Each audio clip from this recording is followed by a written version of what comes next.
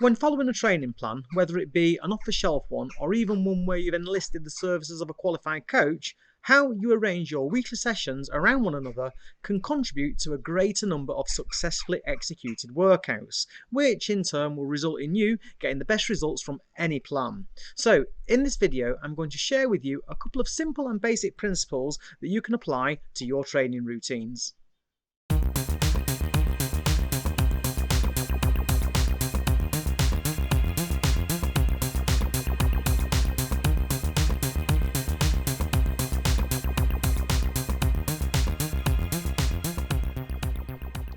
So before we even take a look at arranging a week, let's take a step back and take a quick look at the training cycles which encompass your weekly routine. So when it comes to training, you have 3 levels of cycle. First of all, you have your macro cycle, and typically this would be an annual training plan, but it can range from a 12-week event-based plan for those engaging in a little bit of panic training, right out to a 4-year cycle for Olympic athletes. And as you can clearly see, the macro cycle is made up of a series of training phases, with each phase typically having a goal or aim in terms of physiological adaptation.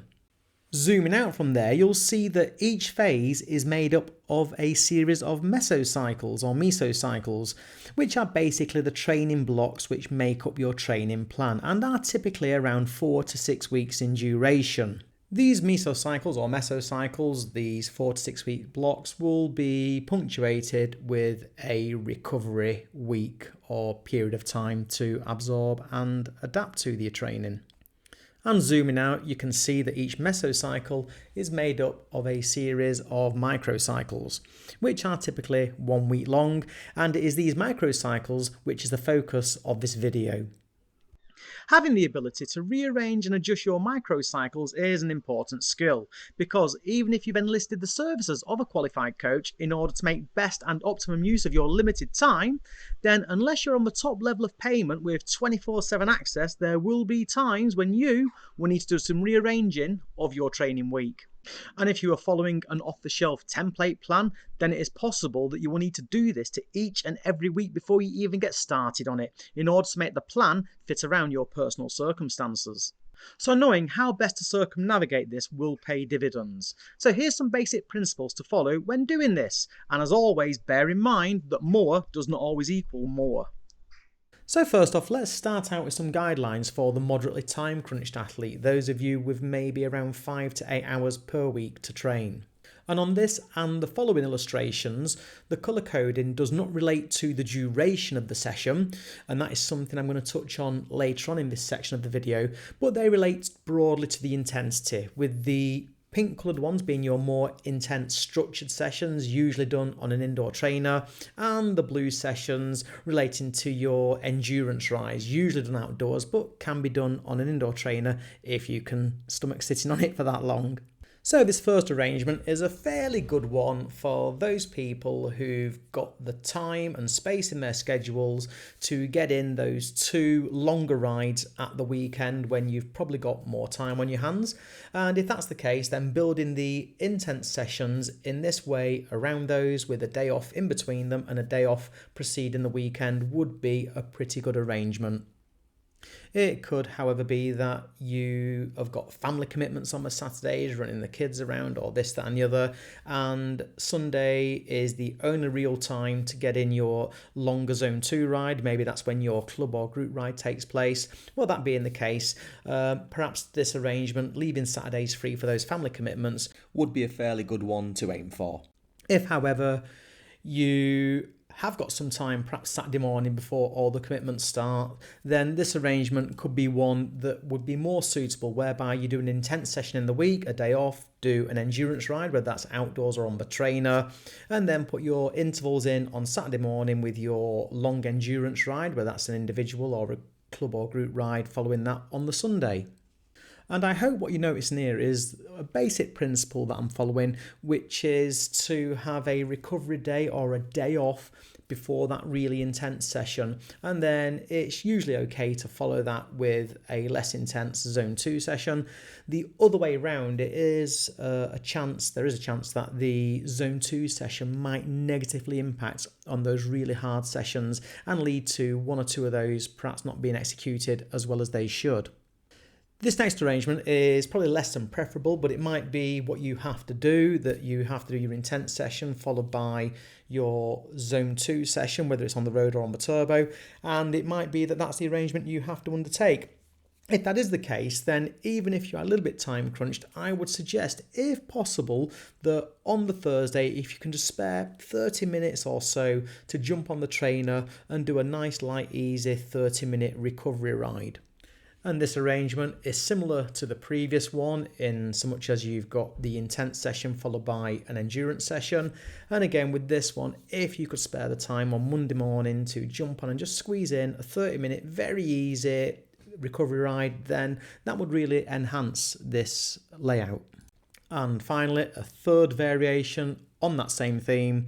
Again, if you were forced to do this one, then I would be suggesting to my athletes, if you can afford the 30 minutes on Sunday morning before your family commitments to get on and do a light recovery spin, then yeah, that would really add to this as a arrangement.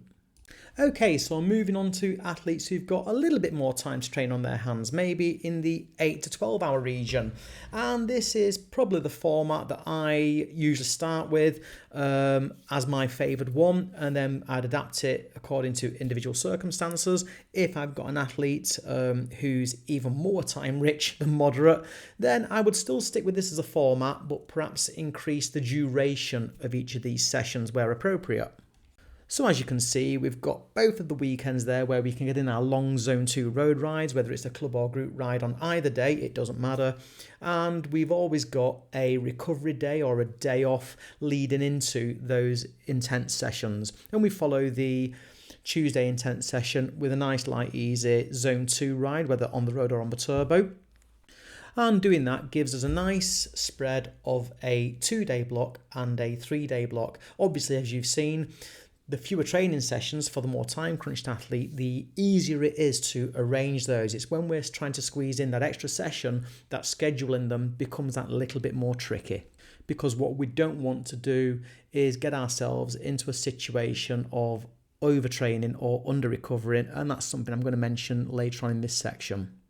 So here's a slight variation on the previous format, one where the athlete has got both the Saturday and Sunday to do their long endurance rides, but maybe they're not able to do their intense sessions on the Tuesday and Friday. They've got to arrange them in another way. Again, the key is to make sure that you've got a recovery day preceding those intense sessions if you want to make sure that you're hitting the numbers on those.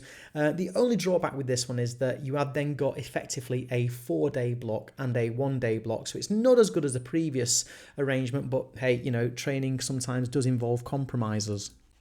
And another variation on that is perhaps for the athlete who, again, has got the family commitments on a Saturday maybe and can't go out and do the long endurance ride, but could fit in a short hour or so structured session on the turbo with their Sunday as their endurance or group or club ride, and that's a format I'd suggest with that one. So basically we've got a 3-day block and a 2-day block. We've just flipped it around from my preferred arrangement, and so you would perhaps in that situation make the Thursday zone 2 ride maybe a little bit less in duration than the Wednesday one, although it would be okay the other way around. It's just a case of seeing which works best for you. And just one final suggestion variation on the current one that we're looking at. On Saturdays, you could always do your hard intervals first thing and then head out or stack them on the start of a longer endurance ride. That's something that Dylan Johnson suggests on some of his brilliant coaching training videos. So I guess therefore then the Saturday would move from more of a pink colour to a purple colour. And one final bit for athletes who are really, really time crunched. It might be tempting to do very little midweek and try to cram all your training into the weekend. So you'd have, really big days and then nothing for days on end. The problem that you've got with that, I would suggest that rather than do that, you'd be much better off trimming down the duration of your midweek sessions, maybe just to 30 or 45 minutes, and doing those on a more regular basis. The reason being is that if you're going to cram things in to one end of the week and then do nothing, by the time you come back to those sessions, you will have missed out on the super compensation aspect of training. You'll have gone back to your baseline performance by the time you come to do the session again. By doing more regular, shorter sessions, you will be getting at least some of that super compensation.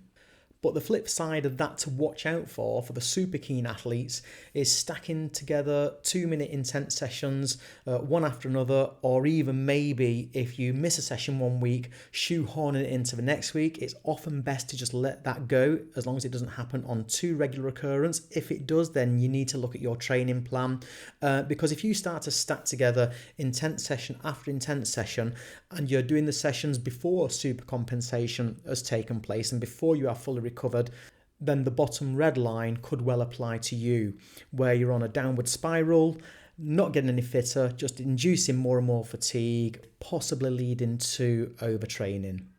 So I hope this video has provided you with some guidelines as well as some of the reasoning underpinning them that you can now apply to your weekly training schedules.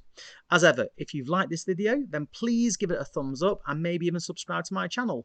And if you know of a friend or a club mate who you think might also benefit from it, then please do share it with them. So until next time, thank you for watching, take care and goodbye.